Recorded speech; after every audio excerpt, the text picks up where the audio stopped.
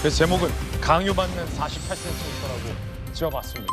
위성의 추억은 달가운 추억이 아닙니다. 어쩌면 혹자에겐 끔찍한 기억일지도 모릅니다. 이재명 대표가 결국 위성 정당을 막겠다던 약속을 파기하고 위성 정당을 만들겠다라고 밝혔습니다. 그러면서 국민의힘 때문에 어쩔 수 없었다라는 남탓까지 해서 논란입니다. 들어보시죠.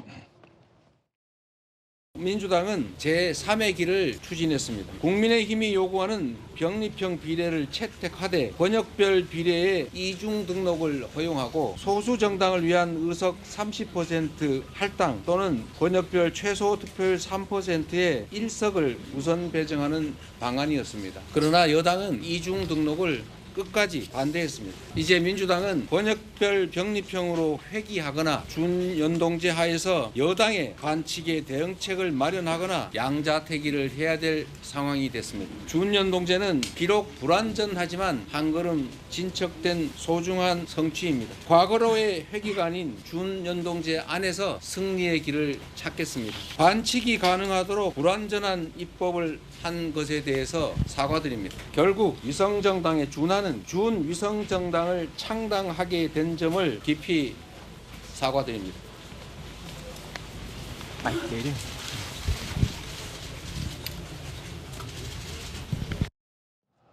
준위성정당 그리고 국민의힘이 요구하는 병립형의 취지를 받아들인다. 오늘 한 조간신문은 이 대표의 저 발언이 상당히 암호문같이 무슨 말인지 모르는 발언처럼 했다라는 비판도 있습니다. 쉽게 말해서 결국 위성정당을 만들고 지금의 준연동형 비례제를 유지하겠다라는 겁니다. 그러자 당장 국민의힘에선 강한 비판이 나왔습니다. 의회 독재를 유지하겠다라는 검은 속내라는 겁니다. 잠시 후에 국민의힘 비판도 들어보겠습니다. 일단 이재명 대표는 과거에 이재명이 한 약속을 또 어겼습니다.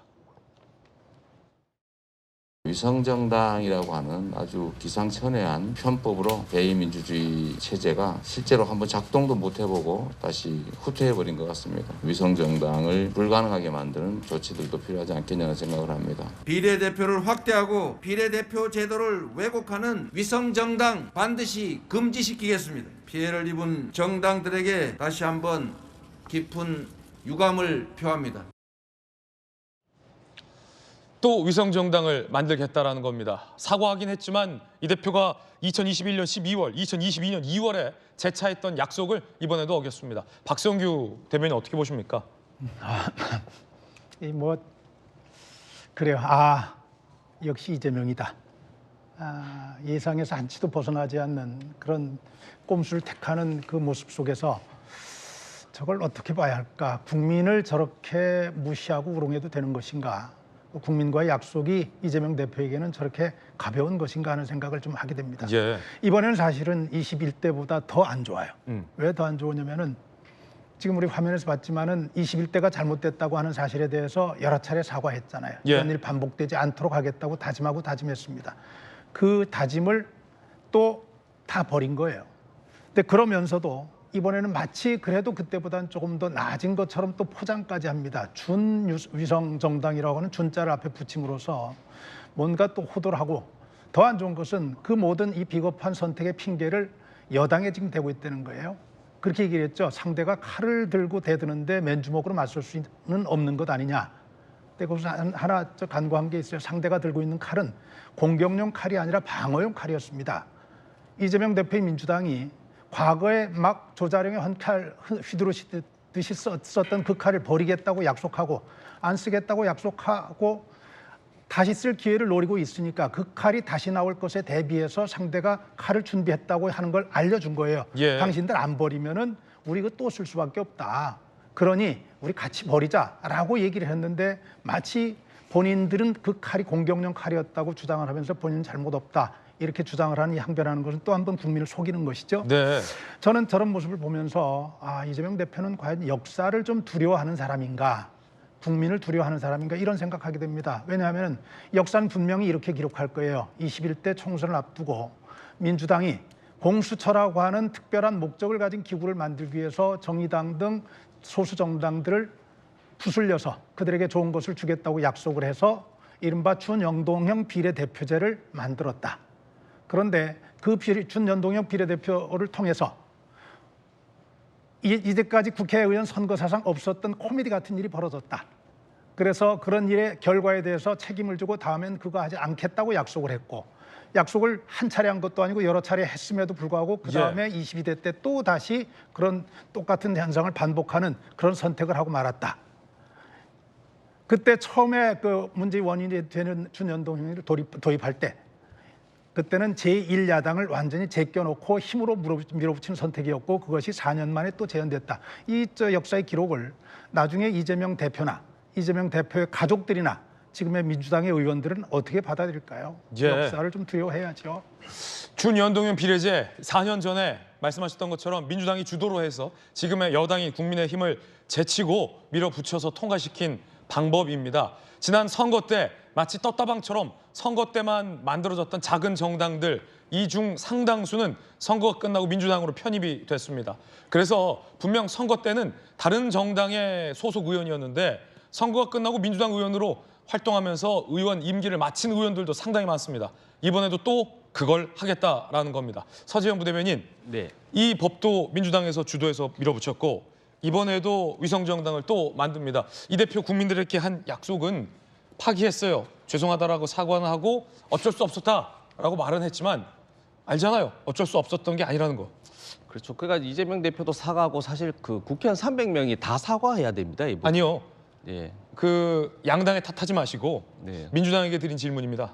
그러니까 지금 제도 자체가 사실 합의가 되고 있었거든요. 그러니까 국민의힘도 그렇고 민주당도 물밑에서 여러 가지 제도에 대해서 협의나 합의나 이렇게 논의가 됐는데 그게 안 되다 보니까 민주당 특히 이재명 대표 입장에서는 대표이기 때문에 그 어떤 비난이라든지 책임을 한 몸에 다 받은 것이고요. 4년 전 얘기했는데 4년 전에도 저도 그 당시에 상근 부대변인해서 그 진행하는 걸 자세히 봤는데 그때 나경원 원내대표께서도 연동형 비례를 2018년도인가 그때 찬성하셨어요. 근데 갑자기 2019년도에 선거제도 합의할 때 나오질 않는 겁니다. 그렇기 때문에 저희가 손학규 그때 바른미래당인가요? 그분이 이제 그 단식하면서 저희는 어쩔 수 없이 그러면 우리만이라도 여당 플러스 야당이니까 협의해서 한 건데 저는 결론적으로는 이 선거제도라는 게 병립형이나 뭐 지금 그 준연동형이나 완벽하지는 않습니다. 그러나 병립형은 어떻게 보면 지역주의 완화, 그리고 준연동형은 다당제인데 지금은 좀 저는 개인적으로도 이게 제도가 너무 복잡하기도 하고 아니죠. 준연동형이 정말 다당제를 위한 취지라면 이 대표께서 민주당의 위성정당을 만들겠다라고 하시면 안 되죠. 그래서 양당이 위성정당을 만들면 연동형 비례대표제의 취지인 이 다당제의 현실이라는 게 불가능해지지 않습니까? 지난 총선 때 보지 않았습니까? 그래서 멋지게 지면 뭐냐면 사실은 국민의힘이 저는 위성정당을 만든다 했을 때 정말 100점짜리 답은 어떻게 보면 우리도 위성정당을 우리는 만들지 않겠다고 하면 사실 현실적으로 거의 한 10에서 15석 정도가 민주당 손해를 보거든요. 근데 이게 정말 힘든 결정이시죠. 그러니까 이 부분은 뭐 사과하고 또 위성정당 만든 것에서도 또 사과하고 앞으로도 사과를 계속 할 거겠죠. 앞으로 계속 사과를 사과해야죠. 왜냐하면 언제까지 사과를 합니까? 근데 이게 국민의힘이 저는 또 계속 이게 뭐 남 탓을 안 할 수가 없는 게 국민의힘 또 그 전략적으로 아쉬운 부분이 국민의 미래를 위성정당을 미리 만드셨어요. 제가 국민의힘 전략가라면 우리는 민주당이 하는 거 보고 한번 뭐 위성정당 하든지 말든지 그 논의 자체를 해보겠다는 그런 여러 가지 협상을 했으면 되는데 미리 본인은 제도가 만들어지기 전에도 위성정당을 못 박아 버리니 민주당 입장에서는 선택의 폭이 없을 것이고 저는 개인적으로 이재명 대표 본인만을 위해서는 병립형이 이득입니다. 왜냐하면 민주당은 병립형을 하게 되면 뭐 계속 사당화했지만 정말 그 사당화 논리라면 이재명 대표의 사람 17석 정도 20석을 민주당 이재명 사람을 하는데 그걸 포기한 것이거든요. 정확하게 말씀드리겠습니다. 정확하게 조금만 더 말씀드리면 사실 국민의힘과 한동훈 비대위원장 측은 위성정당 만드는 것에 반대를 해왔습니다. 그리고 병립형 비례대표제를 주장을 해왔습니다. 이렇게 되면 위성정당을 만들 수가 없죠. 그런데 여야 간의 협상을 했던 실질적으로 여야 간의 이 협상을 주도했던 양당을 제가 다 취재를 해봤는데 협상이 진전이 안 된다는 겁니다. 그 이유 중에 하나가 대표가 병립형으로 갈지 연동형으로 갈지 위성정당을 만들지 안 만들지에 대한 답을 안 내려줬다는 겁니다. 대표의 답이 없이 민주당의 협상을 맡고 있는 의원이 무슨 수로 협상합니까?